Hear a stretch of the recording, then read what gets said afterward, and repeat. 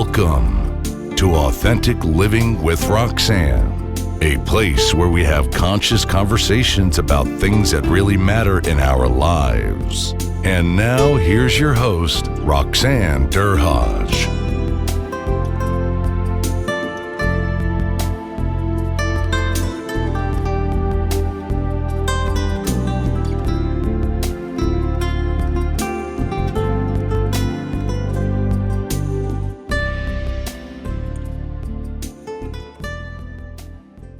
Hi everyone, it's Roxanne Derhaj of Authentic Living with Roxanne. Thanks for tuning in again this week. Today I have a guest, Rev Chelle, and Rev does some pretty fascinating work involving women. So I'm just going to read what her bio says a bit, and she's going to tell us a little bit more about her. She basically is guided to emotionally conscious women as they connect the dots between their mother wound to issues like relationships, careers, finances, fertility, health, and parenting. So the overall systems that would impact their life. And she does this in various ways by paradigm shifting, which is evidence-based, a trauma-informed healing experience that breaks generational and subconscious cycles of pain between mothers and their daughters. So, Rev Chelle, tell the listeners a little bit about your background, because obviously you do a lot of trauma-related work, but you've got a fascinating background that you've been with me. So share with the listeners a bit about your actual background. Sure. Thank you so much, Roxanne, for having me on your show. I appreciate it. I'm glad to be here. And I think this is such a timely conversation with everything that's going on in the world. So I am an actual full-service metaphysical minister. I'm a minister of what I like to call a minister of the woo. It's really, I do a lot of spiritual counseling, energetic counseling, and that. I am a family constellation facilitator as well as a clinical hypnotist. And so the work that I do with mothers and daughters and healing the mother wound comes from that framework, and I use those particular tools. I can talk a little bit more about what those tools are and how they all work together in healing the mother wound, if you like.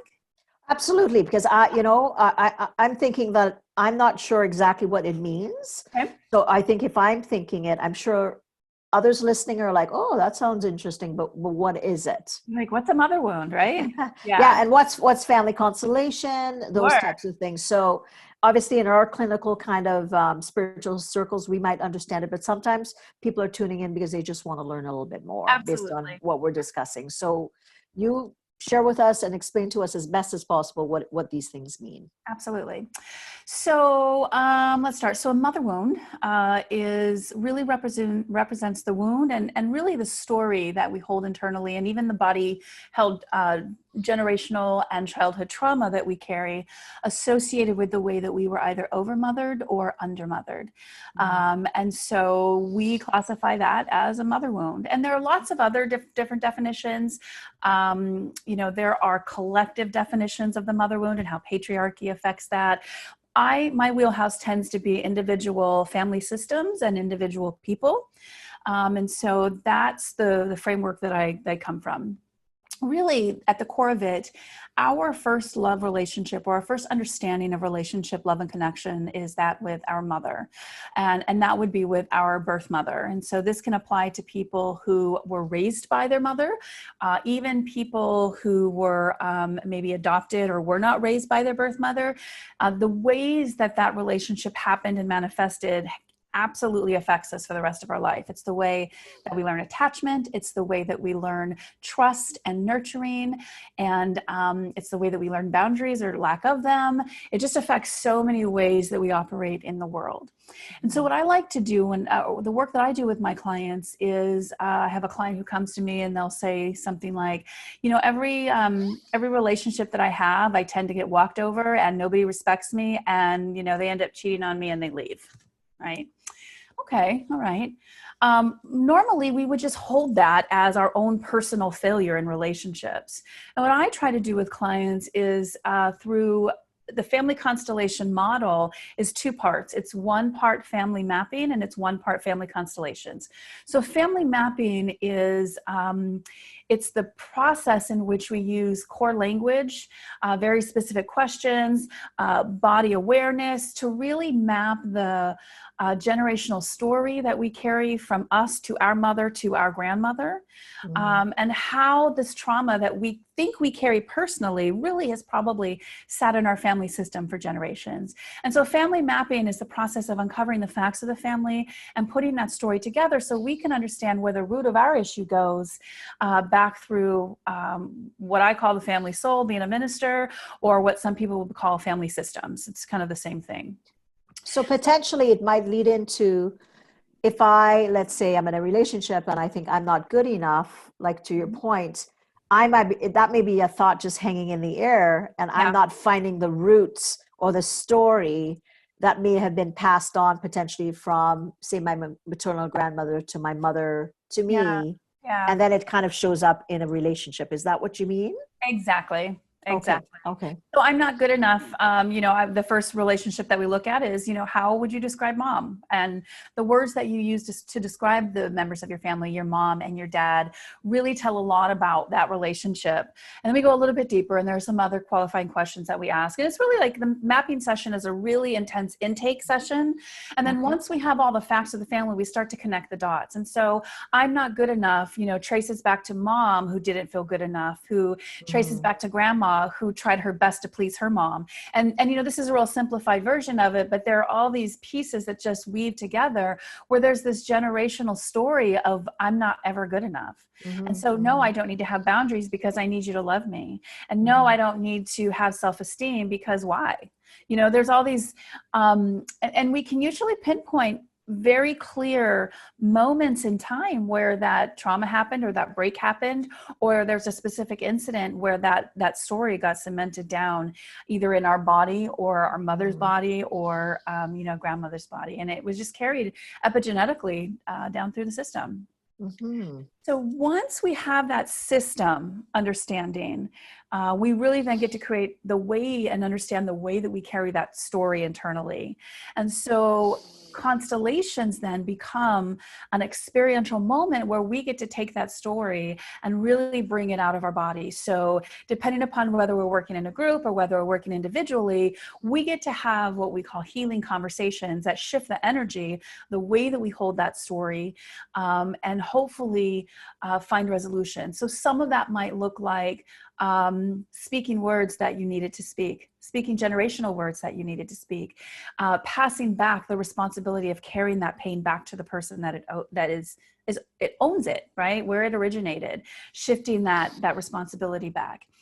It looks like sitting with an emotion that maybe you have long denied, or maybe that you have long buried, and allowing it to be honored so that it's not sitting in there festering in your body, for however long it's been there.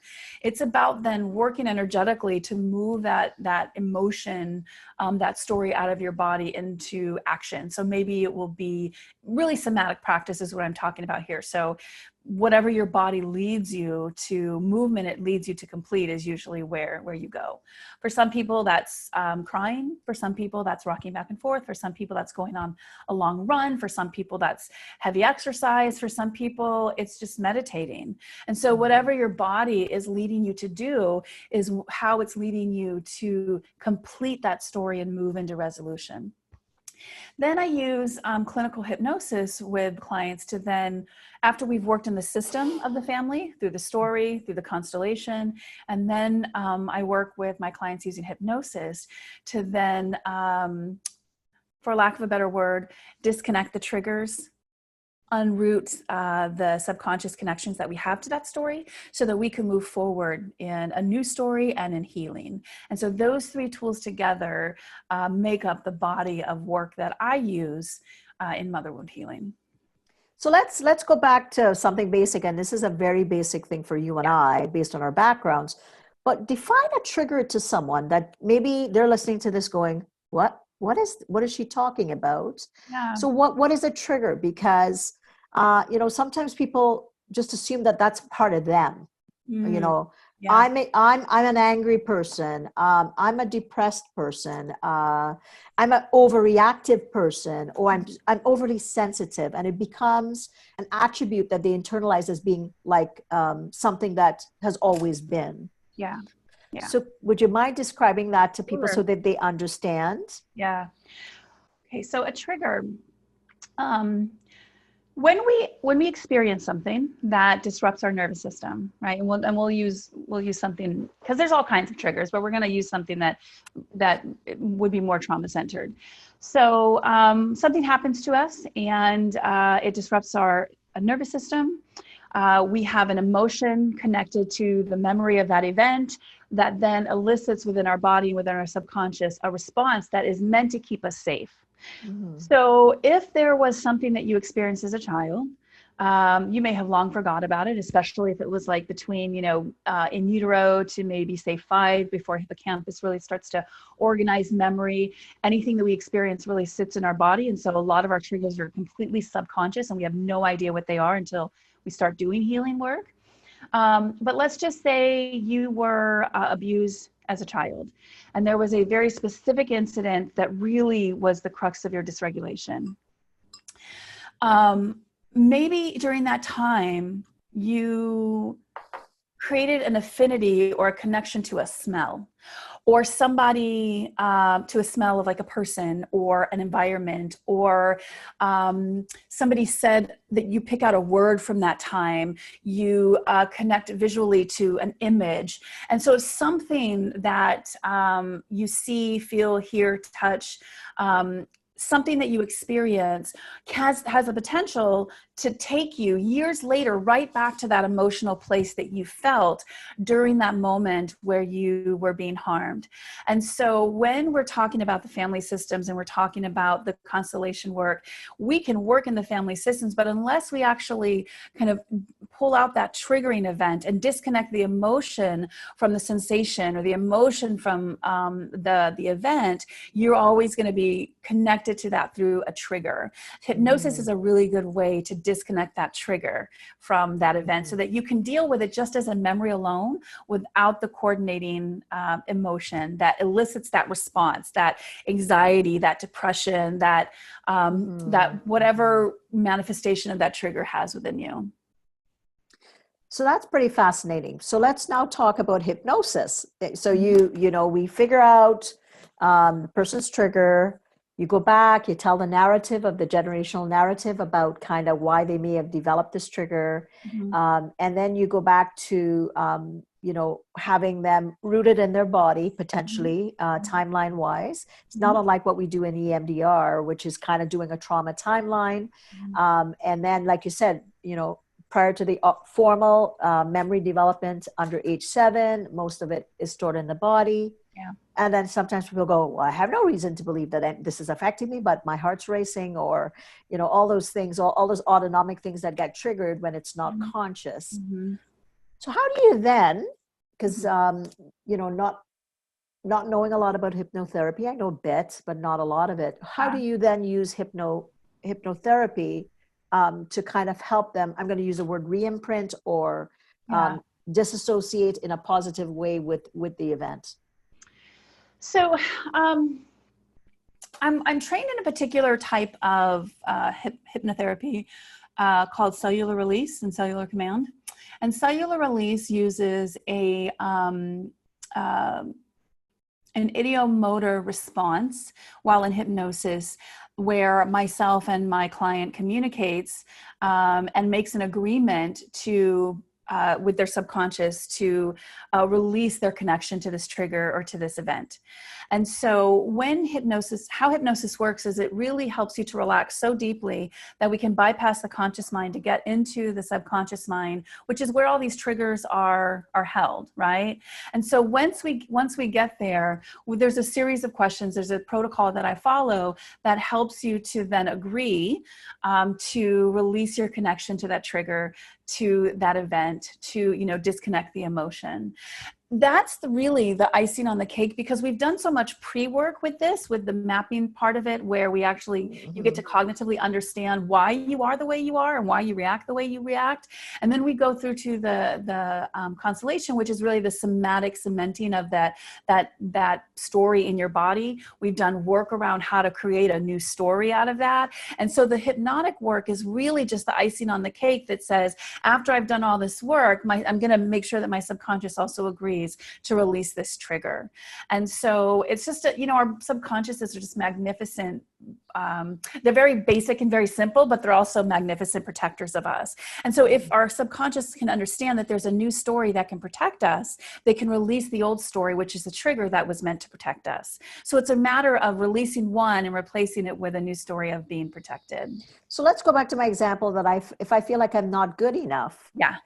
And you've done the constellation, you've done the somatic release, and somatic means the body. The body generally stores the emotion somewhere, and then sometimes the body holds on to it, and that's the last part to go. And then eventually you release it somehow. Yeah. In your technique, EMDR, kind of like similar but different. Yeah.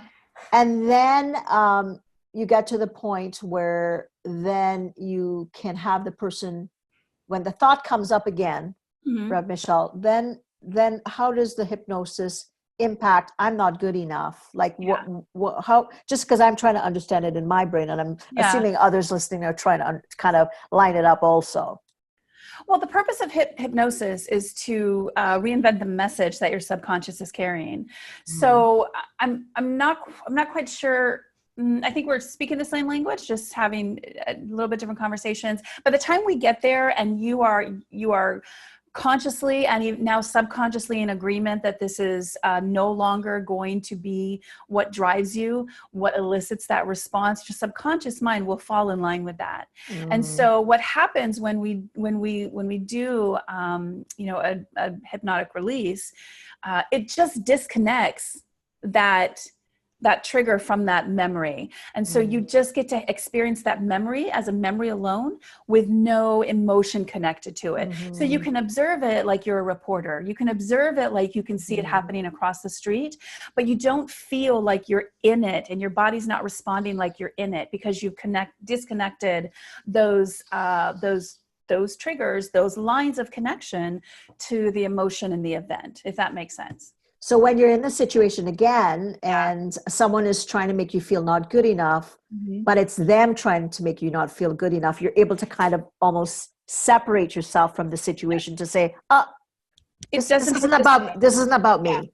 It doesn't land the same. Okay. That fertile soil that used to receive that comment or used to receive that emotion or that feeling doesn't exist anymore. It's now healed up. And what's been placed in there is self-love, self-appreciation, boundaries, an understanding of systems and how they work and what's yours and what's not yours. So the foundation in which you operate just starts to shift, and what used to hit you doesn't hit you the same.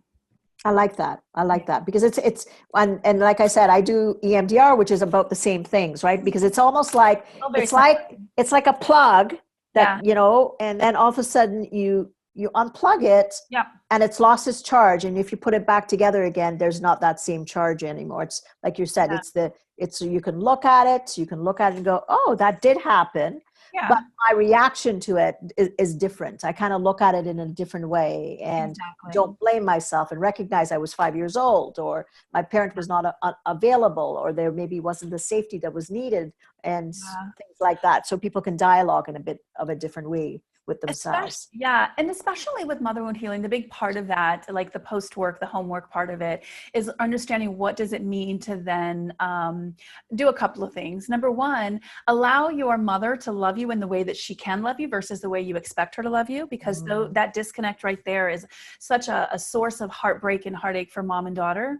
But it also allows you to then step into the position as an adult to then reparent and to really connect with the inner child within you. And it helps you to recognize when you're responding from your wounded inner child versus responding as the adult you. And so when you start to respond as from your wounded inner child, you recognize it in a different way than maybe you wouldn't before. And you can calm and soothe and reassure and do all the things that you used to pull and need mom to do. You actually get to learn how to do it for yourself. And that's a big part of the, you know, the final piece of this is, what does it then mean to reparent your inner child? So you can soothe yourself with the things that you didn't have because your mom potentially, you know, she gave you what she could with what she had in front of her at that time. Exactly. Yeah, exactly. Yeah. So let's talk about fear and love, right? Mm-hmm. And Okay. talk a little bit about the state that we're in now with all the uncertainty and things like that, and kind of talk about how this may be impacting people. We know that everybody, you know, obviously we're social beings. We're accustomed to having those, you know, face-to-face connections as mammals. We need that to be able to, but we've kind of now had to withdraw and learn how to kind of do that, you know, in different ways virtually. And some people that maybe were struggling before, I'm going to assume they're struggling a little bit more. So tell me what you know with your clients, and maybe, you know, what kind of things maybe people might be experiencing that they're not understanding why they're being as impacted about the element of fear and where the state of the world is right now. Yeah. So a couple of things I want to say before we start that. So number one, I think we have to start with the place. And a lot of people don't know this or don't understand it, is start with the place of we are all connected, and what happens to one happens to the other.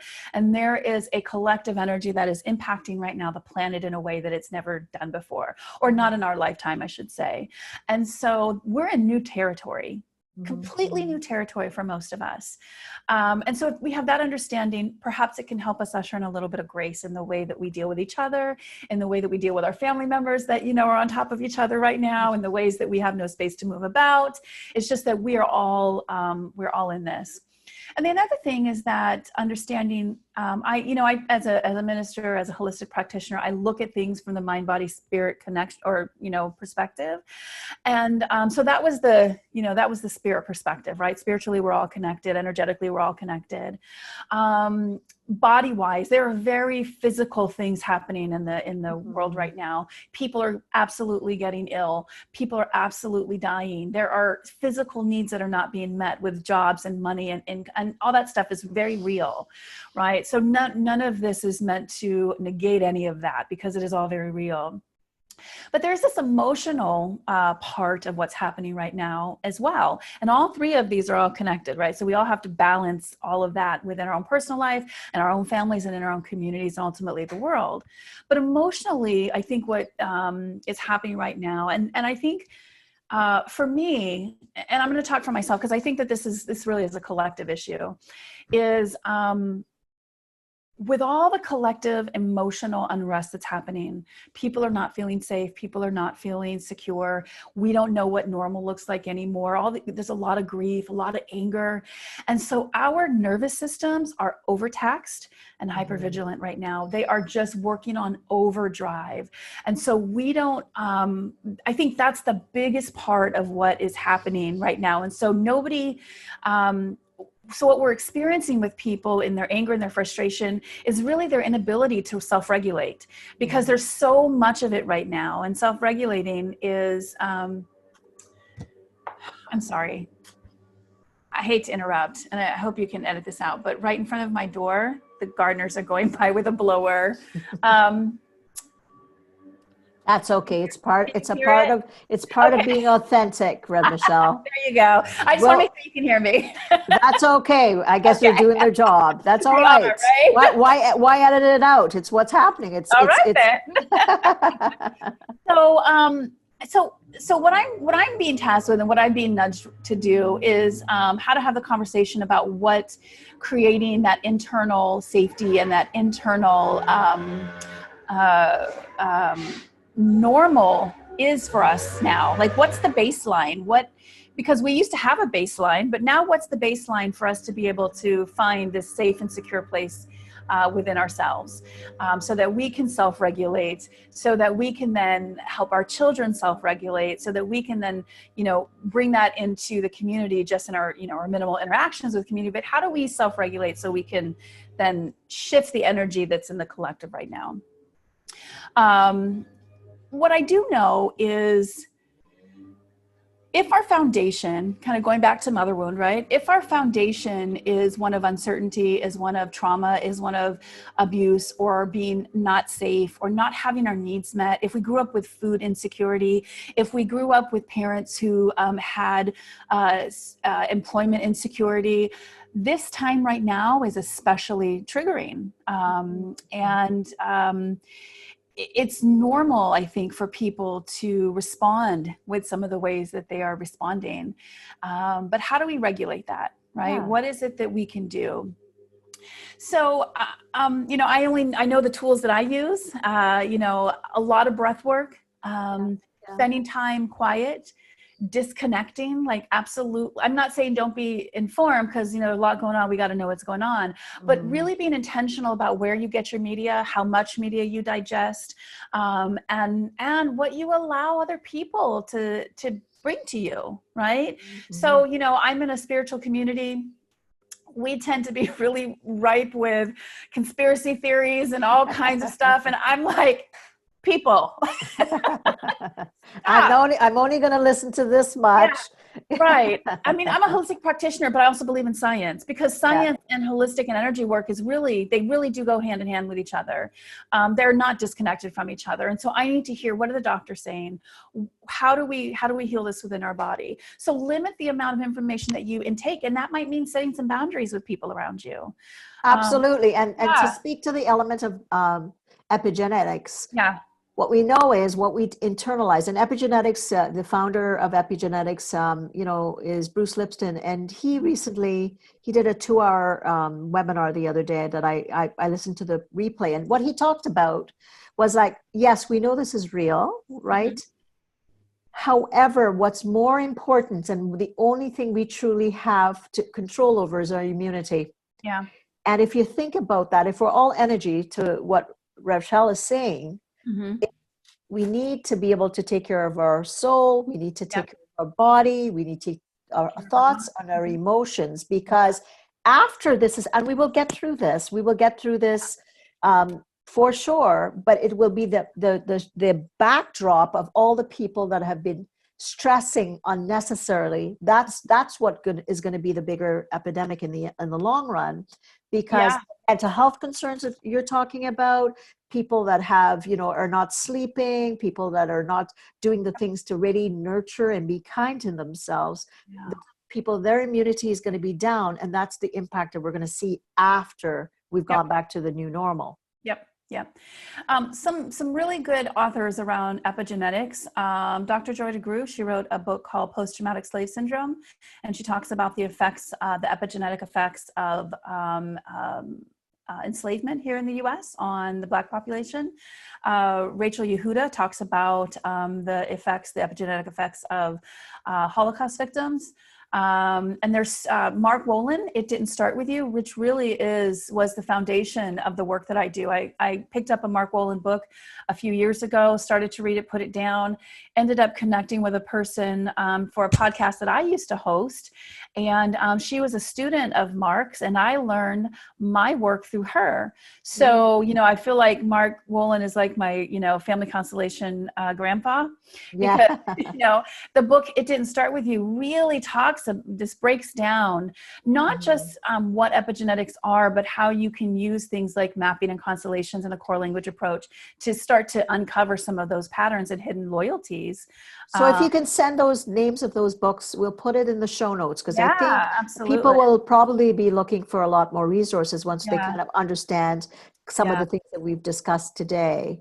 I anticipate out of this comes a generation of children, because if you think about women who are pregnant now, women who are birthing now, in the midst of all of this, there's a lot of uncertainty. Mothers are being separated from their children at birth for no reason, because of safety reasons. Like, there's all kinds of things happening, and I not fear, but I can I think in 20 years, we can draw a direct line back to this time with children or with young adults who suffer from even more anxiety, more depression, more uncertainty.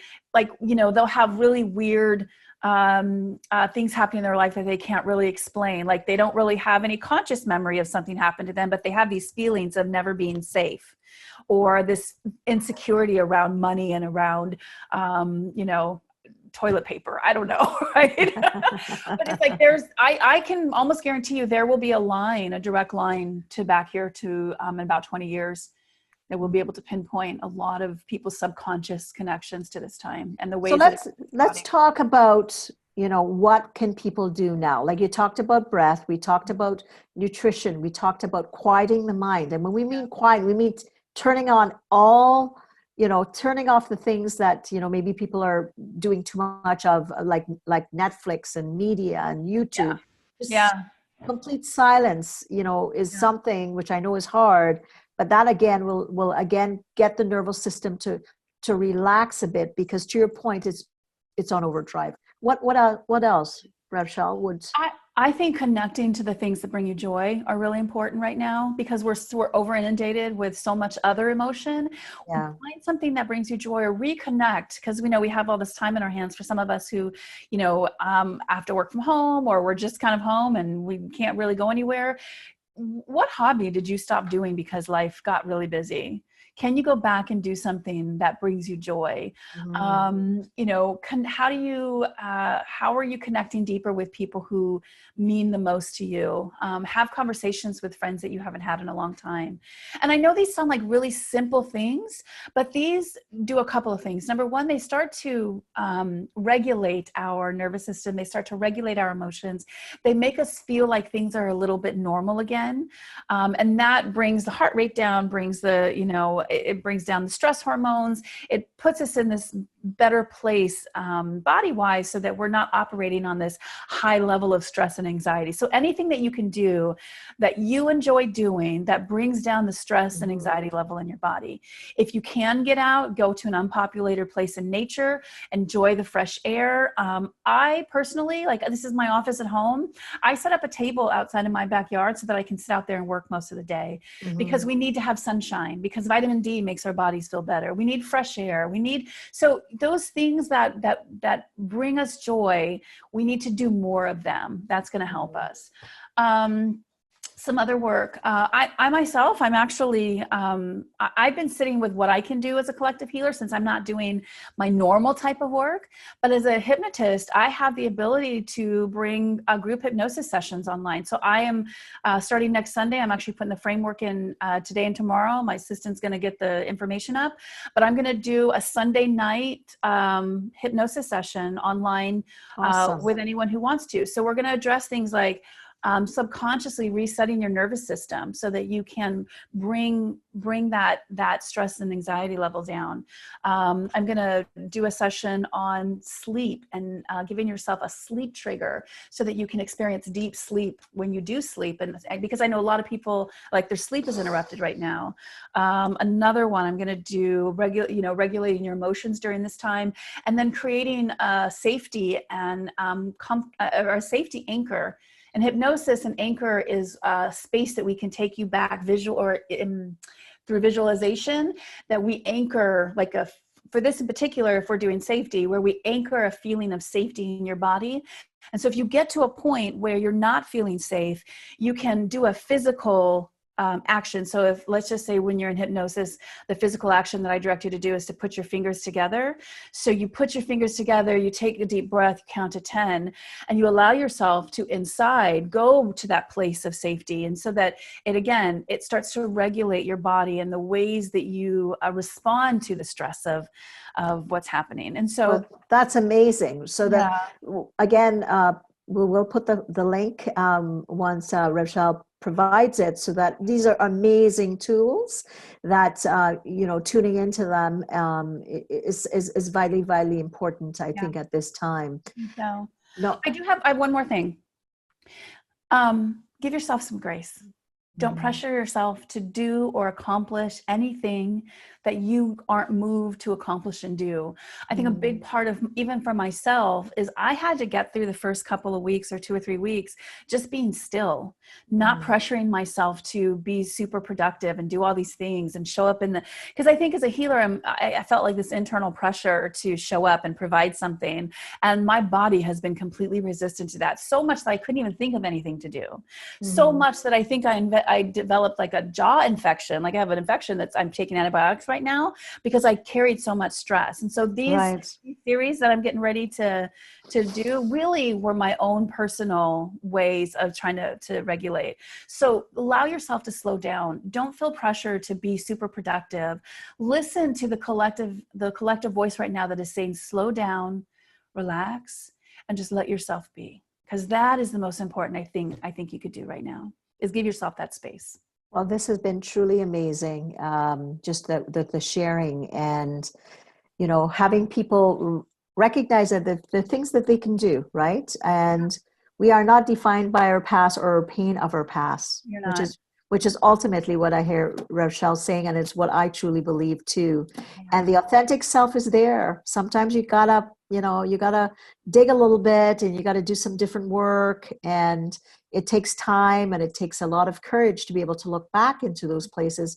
But once you lift those kind of heavy boulders off yourself, all it does is it exposes who you really are. Because that inner space within yourself is there. It gets pricked and prodded by things and situations like we are experiencing now in the world. Yeah. But collectively, we're being told there's a transformation, there's an evolution that's going to come.